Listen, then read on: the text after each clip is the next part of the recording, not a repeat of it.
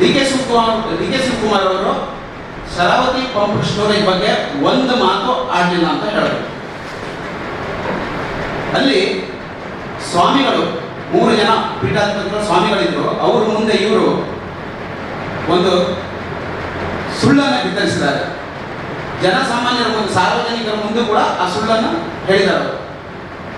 ನಿನ್ನೆ ಭಟ್ಕಳದ ಒಂದು ಪತ್ರಿಕಾಗೋಷ್ಠಿ ಕೂಡ ನಡೆದಿದೆ. ಬ್ಲಾಕ್ ಕಾಂಗ್ರೆಸ್ ಅಧ್ಯಕ್ಷರ ಮೂಲಕ ಸೇರ್ಕೊಂಡು ಒಂದು ಪತ್ರಿಕಾಗೋಷ್ಠಿ ನಡೆದಿದೆ.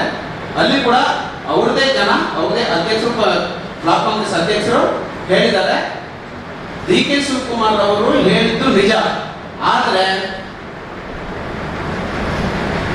ಮಂಕಾಳ ವೈದ್ಯರು ಅವರು ಸರ್ಕಾರದ ಸಚಿವರಾಗಿರೋದ್ರಿಂದ ಅವ್ರ ಪಕ್ಕದಲ್ಲಿ ಕೂತ್ಕೊಂಡು ಅದ್ರ ಬಗ್ಗೆ ಇವರು ವಿರೋಧ ಮಾಡಲಿಕ್ಕೆ ಆಗಿಲ್ಲ ಅಂತ ಹೇಳಿ ಅವರೇ ಒಪ್ಕೊಂಡಿದ್ದಾರೆ.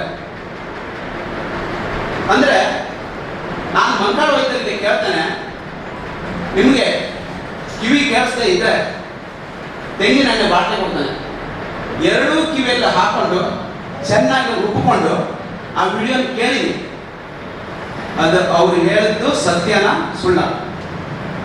ಮಾಧ್ಯಮದವರು ಆ ವಿಡಿಯೋ ಇದೆ, ಸಾಕಷ್ಟು ದಿನಗಳಿಂದ ಅದು ಹರಿದಾಡ್ತಾನೆ ಇದೆ. ಈಗ ನಾನು ಮಾತಾಡಿದ ತಕ್ಷಣ ಅದು ಇನ್ನೂ ಜೋರಾಗಿ ಹರಿದಾಡ್ತಾನೆ ಇದೆ.